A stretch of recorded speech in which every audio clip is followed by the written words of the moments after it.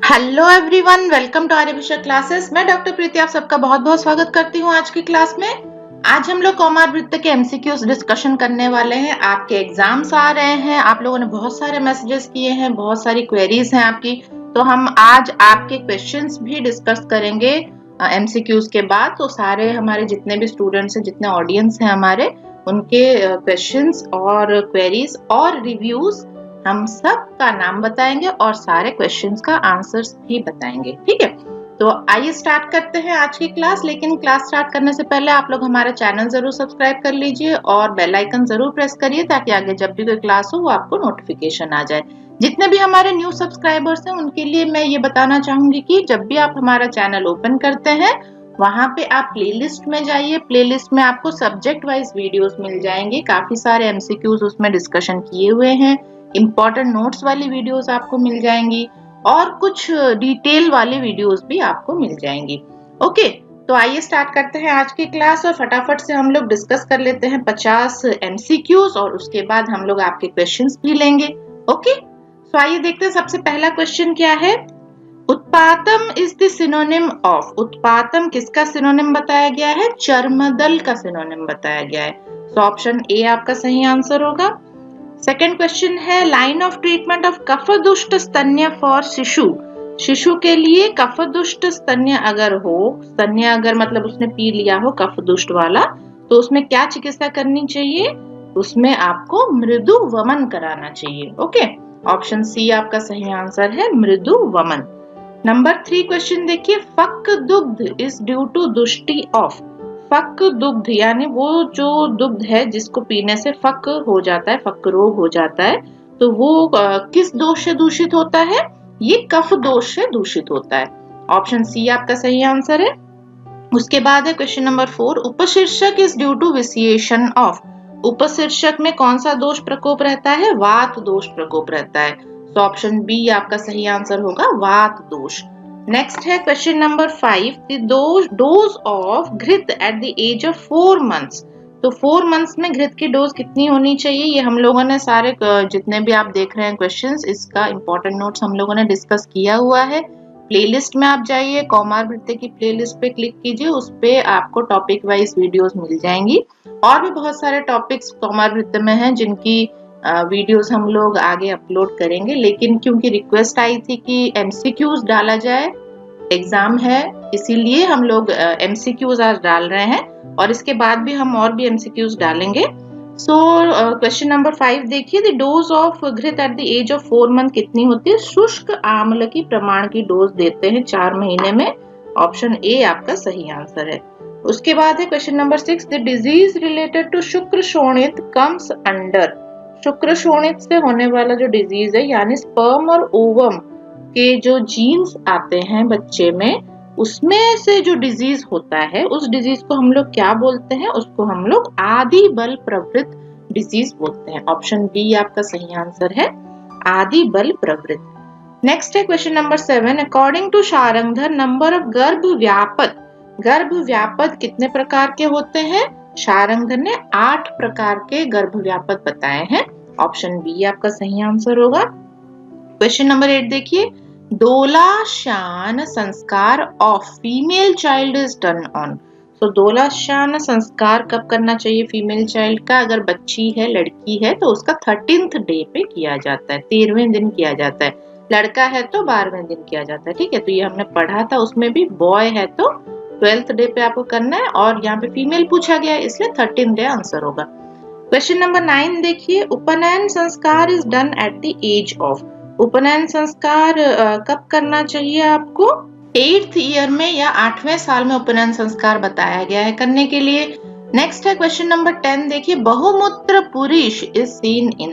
कौन से डिजीज में बहुमूत्र पुरुष आपको देखने को मिलेगा? फक रोग में ये देखने को मिलेगा। ऑप्शन ए आपका सही आंसर है। क्वेश्चन नंबर 11 देखिए, in which disease the pain starts at the hand. हाथों में पेन शुरू होता है कौन से डिजीज में? पर्वानुप्लव में। पर्वानुप्लव अगर हो तो उसमें पेन हाथों से स्टार्ट होता है। क्वेश्चन नंबर 12 पे चलते हैं, puffiness of face is seen in. Puffiness का मतलब क्या है? फेस उसका सूजा सूजा दिखेगा, फूला हुआ दिखेगा, पफीनेस उसको बोलते हैं। तो ये मुखमंडिका में दिखता है। ये आपके ग्रह रोग में हमने डिस्कस किया है, बाल ग्रह में, तो वो वीडियो आप लोग जरूर देखिएगा। मुखमंडिका में पफिनेस ऑफ फेस आपको दिखता है। क्वेश्चन नंबर 13 देखिए, अकॉर्डिंग टू योग रत्नाकर द स्मेल ऑफ अंधपूतना, अंधपूतना की स्मेल क्या बताई गई है योग रत्नाकर के अकॉर्डिंग? वसा गंध बताई गई है और अम्ल गंध भी बताई गई है, इसलिए बोथ आपका आंसर होगा ऑप्शन सी। आप लोग वसा गंध देख के टिक लगा देंगे लेकिन अम्ल गंध छूट जाएगा, है ना, लेकिन यहाँ पे दोनों ही सही आंसर है, इसलिए ऑप्शन सी पे आपको टिक लगाना है। क्वेश्चन नंबर 14 देखिए, नंबर ऑफ पुरुष ग्रह, पुरुष ग्रह कितने बताए गए हैं? पुरुष ग्रह 5 बताए गए हैं, 5 पुरुष ग्रह और 7 हैं आपके स्त्री ग्रह या फीमेल ग्रह, ठीक है। तो ये आप लोग नंबर याद रखिएगा, ऑप्शन डी यहाँ पे सही आंसर है। क्वेश्चन नंबर 15 देखिए, रक्ताक्ष एंड एक नयन श्राव are the characteristic features of, तो ये किसमें देखने को मिलता है? रक्ताक्ष, आंखें लाल हो जाती है और एक आंख से श्राव होने लगता है, ये आपके स्कंद ग्रह में देखने को मिलता है, ऑप्शन बी स्कंद ग्रह आपका सही आंसर है। बिल्कुल आप लोग प्लेलिस्ट में जाके वो बाल ग्रह वाली वीडियोस देखिएगा, उसमें आपको सारे इंपॉर्टेंट नोट्स हमने डिस्कस किए हुए हैं, उसमें से जो गंध बताए गए हैं, जो फीचर्स, क्लिनिकल फीचर्स, लक्षण बताए गए हैं, तो वो सारा आप याद कर लीजिएगा, उसमें से बहुत क्वेश्चन आता है। क्वेश्चन नंबर 16 देखिए, रक्त वक्त्र आस्यता इज अ फीचर ऑफ, सो वक्त्र उसका चेहरा और उसका मुंह, ये रक्त वर्ण का हो जाएगा, ये किसमें बताया गया है? रेवती ग्रह में बताया गया, ऑप्शन ए रेवती आपका सही आंसर है। क्वेश्चन नंबर 17 देखिए, अहिपूतना इज ऑल्सो कॉल्ड एज, अहिपूतना को और क्या बोला जाता है? यहाँ पे ऑप्शंस देखिए, अनामिका दिया है, प्रस्तारु दिया है, उसके बाद मातृका दोष दिया है और ऑल, सो ऑल यहाँ पे सही आंसर है। हमने इसके सिनोनिम्स भी डिस्कस किए थे अहिपूतना के, तो तीनों ही इसके सिनोनिम्स में आते हैं। ओके, क्वेश्चन नंबर 18 पे चलते हैं। According to Sushruta the dose of medicine for अन्नाद, अन्नाद में मेडिसिन की डोज कितनी बताई है आचार्य सुश्रुत ने? शुष्क आम्लक तुल्य बताई है, ऑप्शन बी आपका सही आंसर होगा।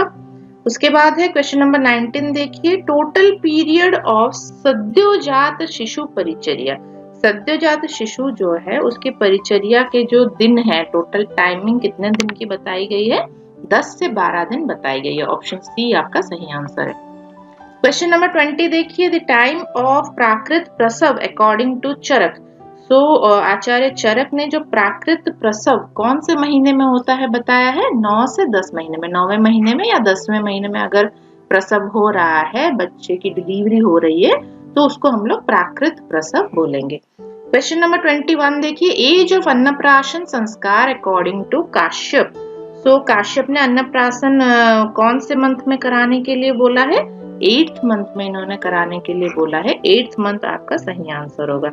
उसके बाद है क्वेश्चन नंबर 22, धनुर्वात occurs as a complication due to अभिघात ऑफ विच सिरा, कौन सी सिरा में चोट लगने से धनुर्वात हो सकता है? लोहित का आपका सही आंसर होगा, ऑप्शन सी।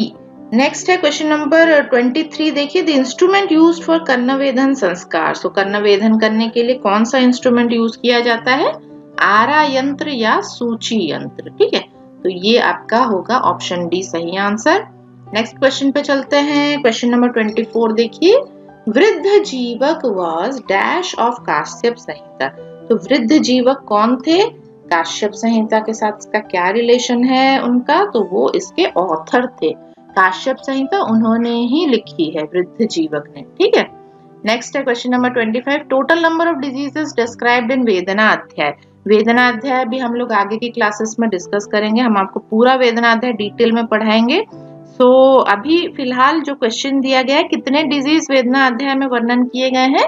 32, ये नंबर आप लोग याद रखिएगा, 32 डिजीज हैं। नेक्स्ट है क्वेश्चन नंबर 26, शीरप, शीरन्नाद और अन्नाद आर द स्टेजेस ऑफ बाल टोल्ड बाय, तो बालक के ये 3 स्टेज किसने बताए हैं? शीरप, शीरन्नाद और अन्नाद, तो ये बताए हैं आचार्य सुश्रुत ने, ऑप्शन सी आपका सही आंसर है, आचार्य सुश्रुत। ओके, उसके बाद नेक्स्ट देखते हैं क्या क्वेश्चन है। क्वेश्चन नंबर 27 में, according to Sharangdhar the dose of चूर्ण इन एन इन्फेंट, अगर किसी इन्फेंट को हमें चूर्ण देना हो तो वहां पे हमें कितनी डोज में देना चाहिए? आचार्य शारंगर ने क्या बताया? 1 रति डोज में दिया जाता है, ऑप्शन बी आपका सही आंसर है।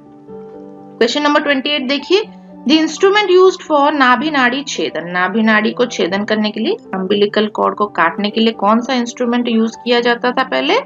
अर्धधार यंत्र। ठीक है, अर्धधार यंत्र यूज किया जाता था, तो ये अर्धधार आपका सही आंसर होगा। आजकल तो अम्बिलिकल कॉर्ड कटिंग सीजर्स आ गए हैं, उससे काटा जाता है, लेकिन पहले अर्धधार यंत्र या अर्धशस्त्र आप इसको बोल सकते हैं, तो ये यूज किया जाता था। उसके बाद है क्वेश्चन नंबर 29, दोष इन्वॉल्व्ड इन कुकुणक। कुकुणक जो है दंतोद्भवजन्य व्याधि बताया है कुकुणक को, ये हमने डिस्कस किया था। उसमें कौन कौन से दोष इन्वॉल्व रहते हैं? तो कफ और रक्त इसमें इन्वॉल्व रहता है। ऑप्शन सी आपका सही आंसर है, कफ और रक्त। क्वेश्चन नंबर 30 देखिए, painless eruptions are seen in, कौन सी डिजीज में पेनलेस इरप्शंस होते हैं उसके स्किन के ऊपर? तो ये है अजगल्ली का, ऑप्शन बी अजगल्ली का आपका सही आंसर है। Question number 31, according to Sushruta the following disease occurs due to dushta stanyapana, कौन सा डिजीज है जो दुष्ट स्तन्यपान के कारण होता है? सो ऑप्शंस देखते हैं, पर्वानुप्लव, कुकुणक, उत्फुल्लिका, तो ये तीनों ही सही हैं। Option D all of the above आपका सही आंसर होगा। यहाँ पे कुकुणक को दंतोद्भवजन्य व्याधि भी बताया गया है और दुष्ट स्तन्यपान आचार्य सुश्रुत ने दुष्ट स्तन्यपान जन्य व्याधि भी बताया है। ठीक है, तो यहाँ पे तीनों ही आपके सही आंसर होंगे, ऑल ऑफ द अबव आपका सही आंसर है। आचार्य सुश्रुत के अनुसार ये पूछा गया है इसलिए। नेक्स्ट है question number 32, the sign and symptoms of childhood cirrhosis can be correlated with, अगर बच्चों में सिरोसिस हो जाए, लीवर सिरोसिस, तो उसको हम लोग किसके साथ कोरिलेट कर सकते हैं? कौन से डिजीज के साथ? मुखमंडिका के साथ हम लोग कोरिलेट कर सकते हैं। इसमें भी आपके चेहरे में सूजन आ जाती है। ठीक है, तो मुखमंडिका आपका सही आंसर होगा। क्वेश्चन नंबर 33 देखिए, हिंसा, रति, अर्चना are the causative factors of, ये हमने पढ़ा था, तो इसमें क्या है? ऑप्शंस देखिए, असात्मज रोग दिया है, औपसर्गिक रोग दिया है, अरह रोग दिया है और ऑल दिया है। ये अरह नहीं है, ये ग्रह रोग है। ठीक है, और ग्रह रोग आपका सही आंसर है। तो हिंसा, रति और अर्चना ग्रह रोग के निदान है या कॉजेटिव फैक्टर्स है। ओके, नेक्स्ट है क्वेश्चन नंबर 34, संवर्धन घृत इज इंडिकेटेड इन, संवर्धन घृत कौन से डिजीज में बताई गई है? फक रोग में देने के लिए बताया गया है। फक रोग में बच्चा नहीं चल पाता है ना, तो उसको स्ट्रॉन्ग करने के लिए संवर्धन घृत दिया जाता है।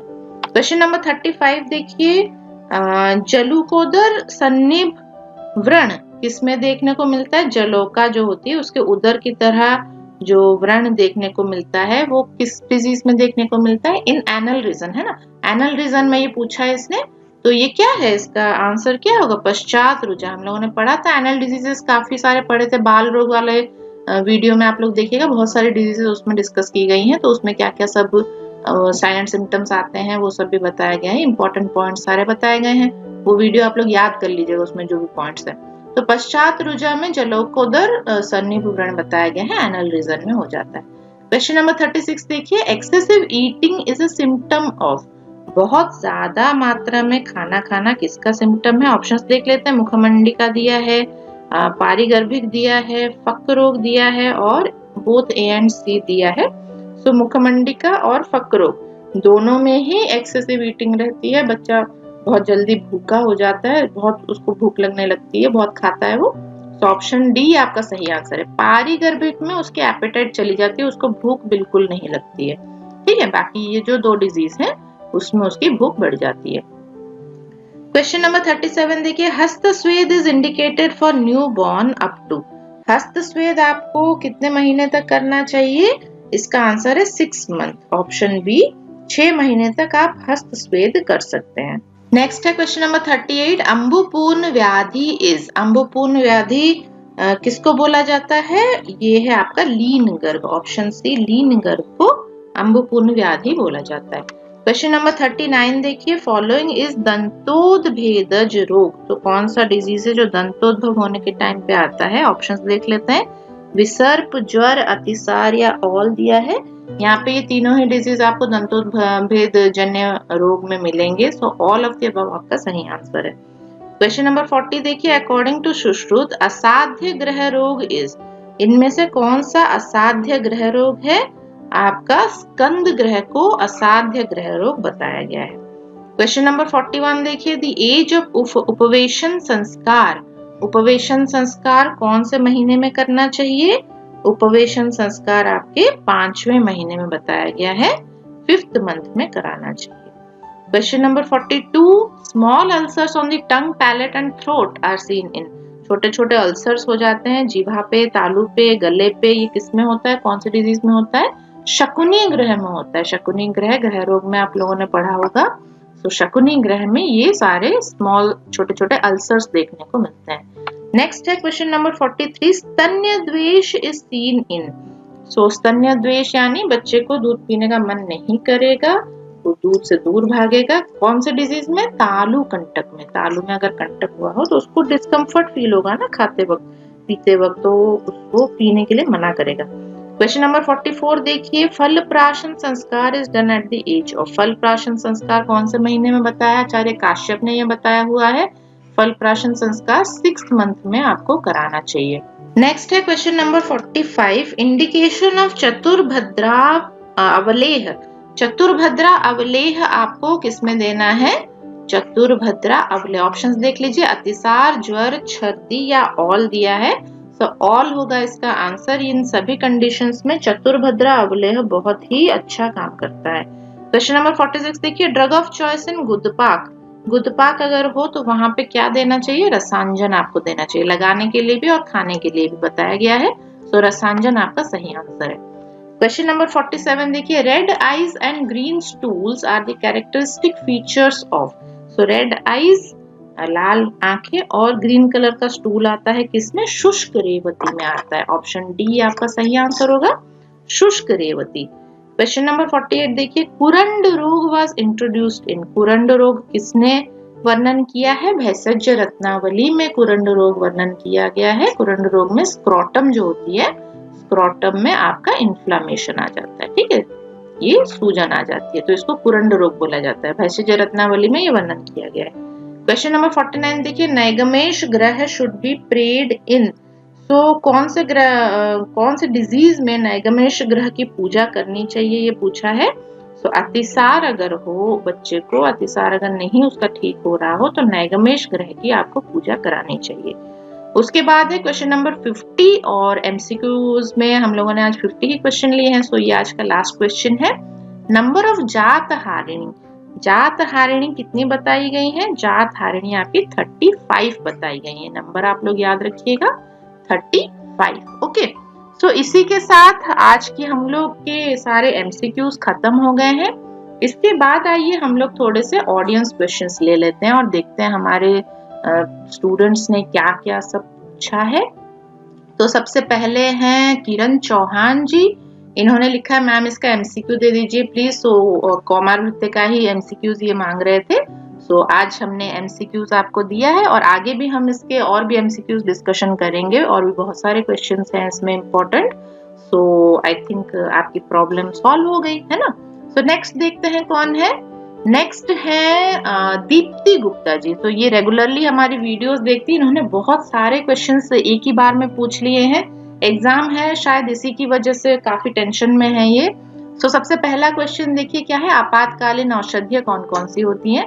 सो आपातकालीन औषधियों में आपकी इमरजेंसी मेडिसिन आती हैं, जिसमें पेन किलर्स हैं, आपकी एंटीपायरेटिक्स आ जाती हैं बुखार के लिए, दर्द के लिए, ये सारी जो दवाइयां हैं आपकी। और भी मेडिसिन हैं जैसे एट्रोपिन है ना, और प्रेडनिसोलोन है, काफी सारे स्टेरॉइड्स के इंजेक्शंस हैं, ये सब आपके इमरजेंसी कंडीशन में यूज होते हैं।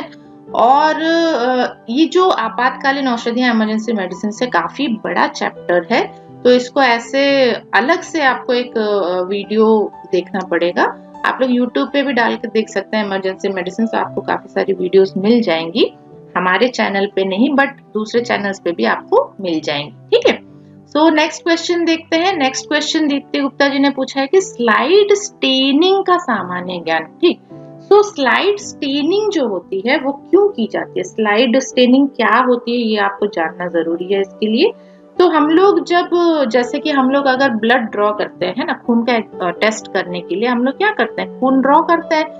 खून ड्रॉ करने के बाद हम लोग स्लाइड के ऊपर एक स्मीयर बनाते हैं, एक ड्रॉप ऐसे खून लेके उसको दूसरे स्लाइड से हम लोग ड्रैग करते हैं, ठीक है। तो जब हम लोग ड्रैग करते हैं वो कुछ इस तरह का आपका बन जाता है, इस तरह के शेप में स्मीयर बन जाती है, ठीक है। तो जितने भी ब्लड सेल्स होते हैं वो इस स्मीयर में डिस्ट्रीब्यूट हो जाते हैं। और अब हमारे पास जैसे है कि रेड ब्लड सेल्स हैं, ऊपर से व्हाइट ब्लड सेल्स हैं, आपके थ्रोम्बोसाइट्स हैं, तो हमारे ब्लड सेल्स में काफी तरह तरह के ब्लड सेल्स पाए जाते हैं, है ना। तो इसको क्या करते हैं, अलग अलग हम लोग देखने के लिए हम लोग अलग अलग स्टेन्स का यूज करते हैं। ओके, सो जब स्टेन की बारी आती है तो सबसे पहले हमें क्या करना है, ये जो स्मीयर हमने बनाया ये खराब ना हो जाए, इसके लिए इसको हमें स्टेबलाइज करना है। ओके, स्टेबलाइज करने के लिए हम लोग क्या करते हैं, कुछ देर के लिए हम इसको एयर ड्राई करते हैं, ठीक है। तो जब हम लोग ब्लड को ड्रैग कर लिया हमने, उसके बाद इसका स्मीयर बन गया, स्मीयर बनने के बाद अब हवा में कुछ देर के लिए इसको रख दीजिए, तो ये सूख जाएगा।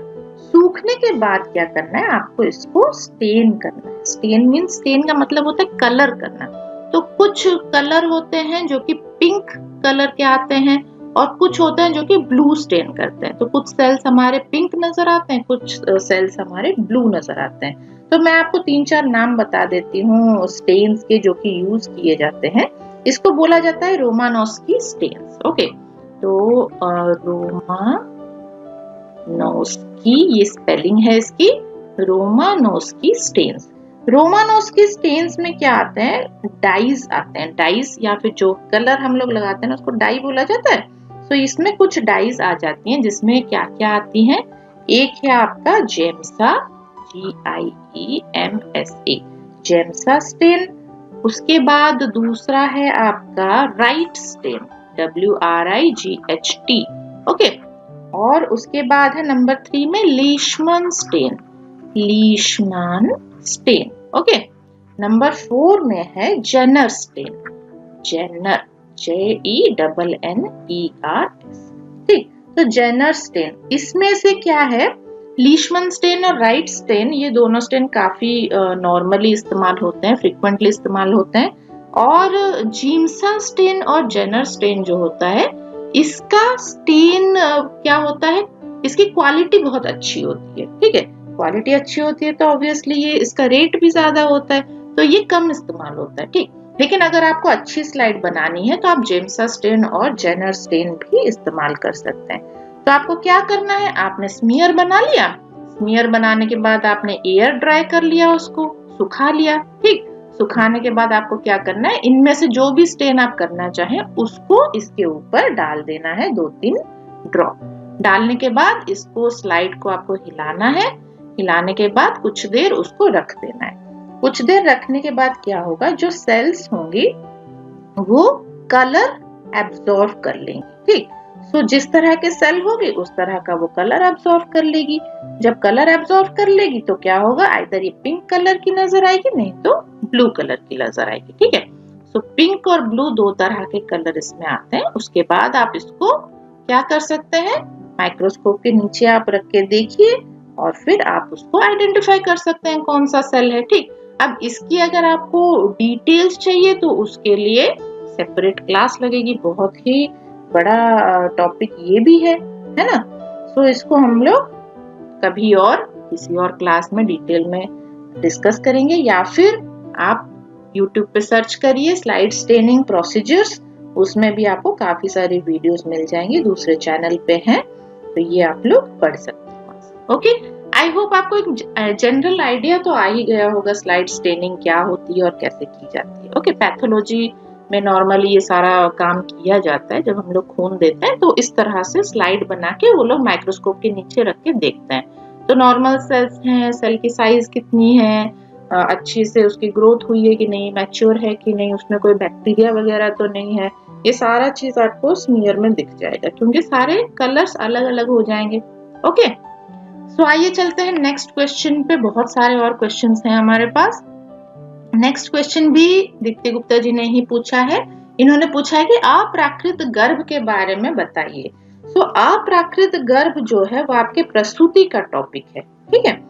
प्रसूति में क्या है कि जैसे हम लोगों की गर्भ उत्पत्ति बताई गई है, तो गर्भ उत्पत्ति में कभी कभी क्या होता है, जो नॉर्मल तरीके से ये गर्भ नहीं बन पाता है, या तो गर्भ की डेथ हो जाती है जिसको हम लोग मूढ़ गर्भ बोलते हैं। मूढ़ गर्भ आपके गर्भ के अंदर ही जो बच्चा है वो मृत्यु हो जाती है उसकी, इसको हम लोग क्या बोलते हैं, मूढ़ गर्भ। ठीक है, मूढ़ गर्भ। मूढ़ गर्भ में फिर 4 प्रकार के मूढ़ गर्भ बताए गए हैं और इनकी गतियां भी बताई गई हैं। ओके, सो इसमें मैं आपको बता देती हूँ तो क्या क्या है मूढ़ गर्भ। एक है आपका कील, कील, दूसरा है प्रतिखुर, प्रतिखुर। ओके, ये आप लोग अपनी कॉपी में नोट कर लीजिएगा।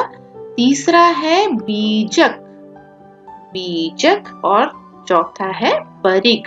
ठीक, तो ये 4 प्रकार के मूढ़ गर्भ बताए गए हैं। कील में क्या होता है, इन चारों में ही गर्भ में बच्चे की मृत्यु हो जाती है, लेकिन इनके जो पोजीशंस हैं वो अलग अलग होते हैं गर्भ के अंदर। ठीक, यूट्रस के अंदर इनके पोजीशन अलग अलग होते हैं जिसकी वजह से इनको अलग अलग नाम दिया गया है। सो कील में क्या होता है, ब्रीच प्रेजेंटेशन रहता है, बच्चे का जो बटक रीजन है वो यूट्रस की तरफ इस तरह से रहता है, इसको हम लोग कील बोलते हैं।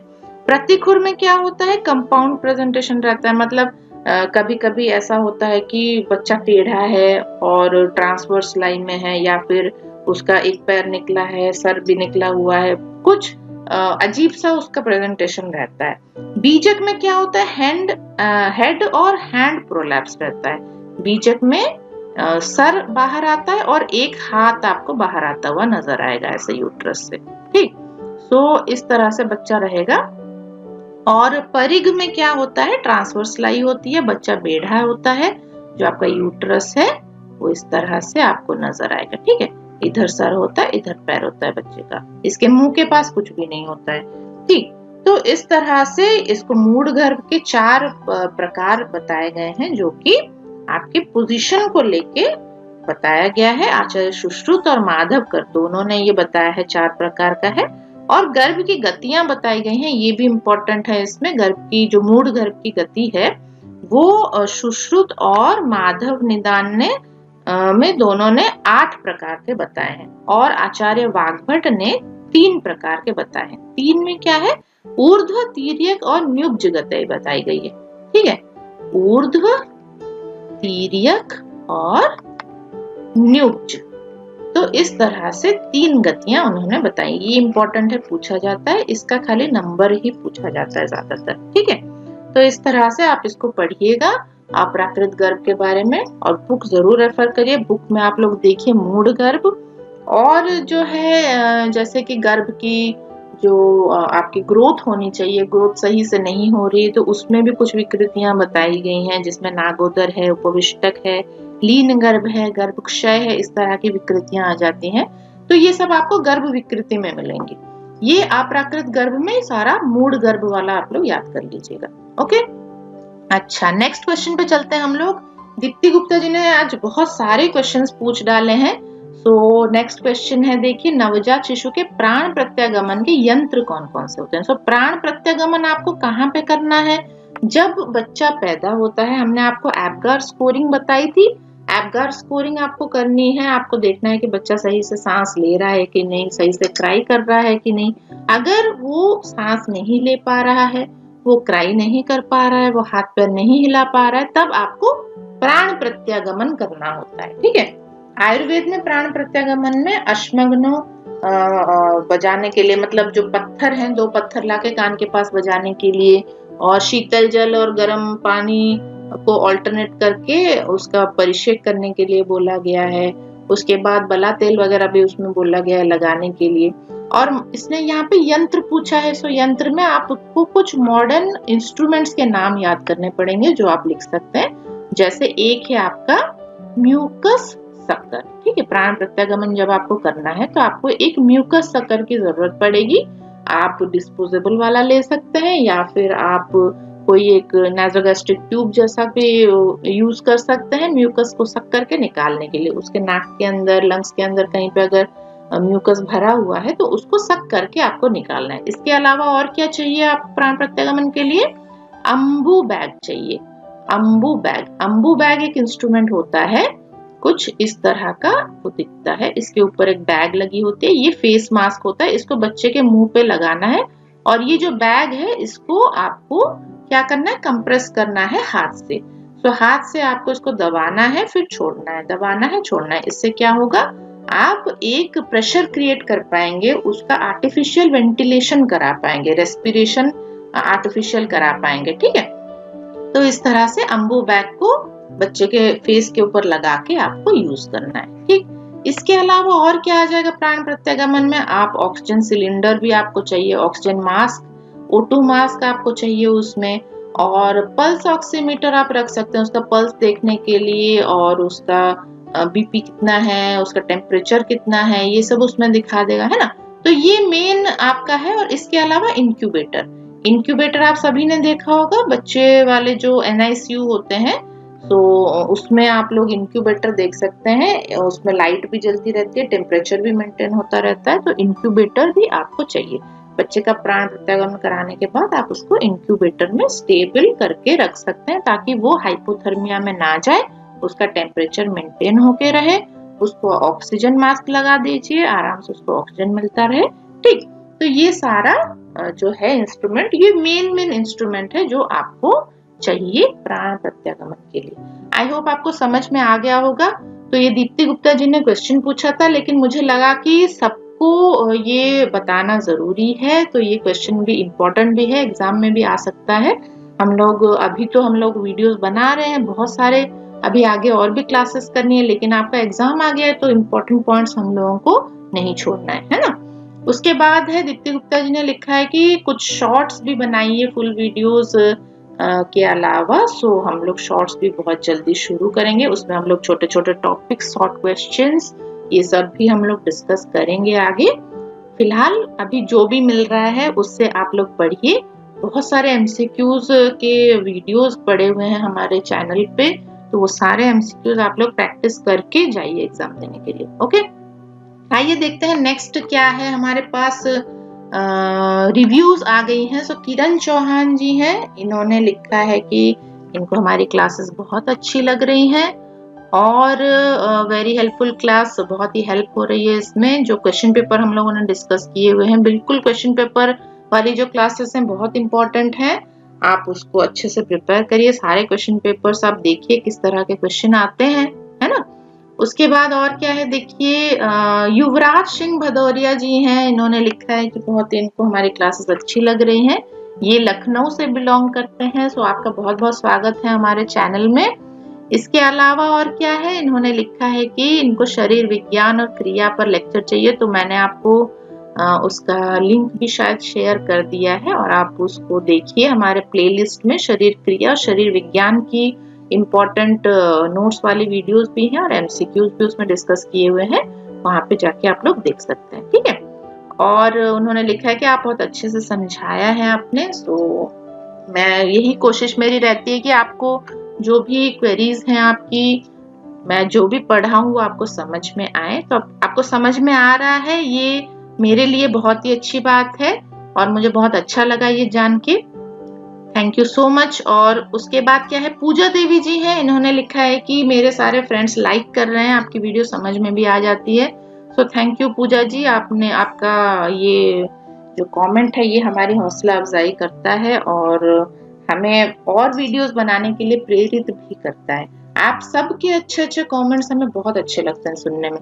और पूजा देवी जी ने लिखा है कि आप हर सब्जेक्ट का रिवीजन करा दो, 8 सितंबर को प्री एग्जाम है GNM आयुष का, और प्रैक्टिस करा दीजिए।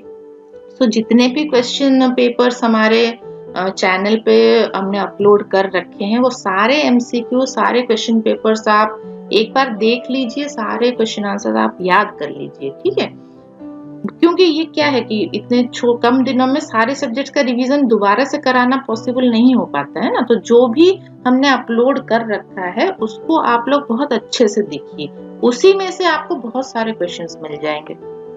नेक्स्ट कौन है, नेक्स्ट हैं डॉक्टर सुनील कुमार जी हैं, उन्होंने लिखा है कि great effort ma'am, thank you.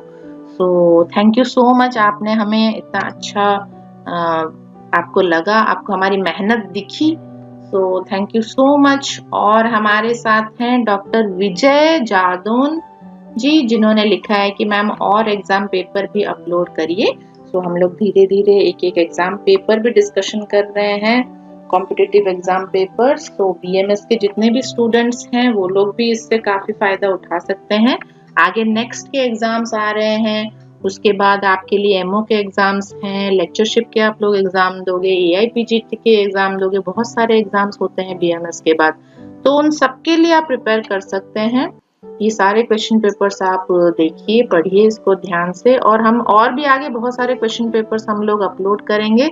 जिसको ऐसा है कि जब आप बुक पढ़ते हैं तो सब सही है, लेकिन बहुत टाइम ऐसा रहता है कि हम लोग बुक लेके नहीं बैठ पाते हैं। तब हम लोग क्या करते हैं, कान में आप लगा लीजिए ईयरफोन और आप ये वीडियो प्ले कर लीजिए, आपके कानों में क्वेश्चन आंसर्स वो क्या होंगे, रिपीट होते रहेंगे और आपका रिवीजन भी चलता रहेगा, पढ़ाई भी होती रहेगी और बाकी दूसरे काम भी होते रहेंगे, है ना।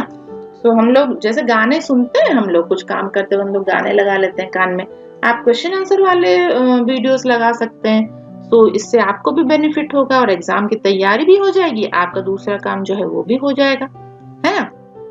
सो आगे भी हम लोग और भी क्वेश्चन पेपर्स अपलोड करेंगे और भी बहुत सारी हमारी क्लास वीडियोस आने वाली हैं आगे। तो आप लोग बने रहिएगा हमारे साथ और अपने फ्रेंड्स के साथ भी ये शेयर करिएगा जितने भी हमारे क्लासेस हैं, ताकि वो लोग भी इसका फायदा उठा पाए, वो लोग भी प्रिपेयर कर पाए घर में बैठ के और रिवीजन कर पाए। बार बार सुनिए, जब तक आपको याद नहीं हो जाता तब तक आप इसको सुनिए। आप चाहें तो इसको डाउनलोड करके भी सुन सकते हैं, डाउनलोड वाला ऑप्शन भी हमेशा हमारा ओपन ही रहता है। सो डाउनलोड करके आप इसको पढ़ सकते हैं, एग्जाम के लिए प्रिपेयर कर सकते हैं। सो आई होप आज हमने काफी सारी क्वेरीज आपकी सॉल्व करी, और आगे भी अगर आपको कोई क्वेश्चन हो, कुछ चीज समझ में नहीं आ रही हो तो आप हमसे पूछ सकते हैं। हमने काफी बच्चों के क्वेरी सॉल्व किए हैं, उनको रिप्लाई भी किया है, और आप लोगों के भी क्वेश्चंस हम लोग सॉल्व करेंगे। जितना हम कर पाएंगे हमारी तरफ से आपकी मदद हम जरूर करेंगे, ठीक। तो आज के लिए इतना ही, फिर मिलेंगे नेक्स्ट क्लास में और भी बहुत सारे क्वेश्चंस के साथ और बहुत सारे इंपॉर्टेंट नोट्स के साथ। तब तक आप लोग स्वस्थ रहिए, मस्त रहिए, खाते पीते रहिए और पढ़ाई जरूर करते रहिए। So thank you so much और आप लोगों को मेरा नमस्कार।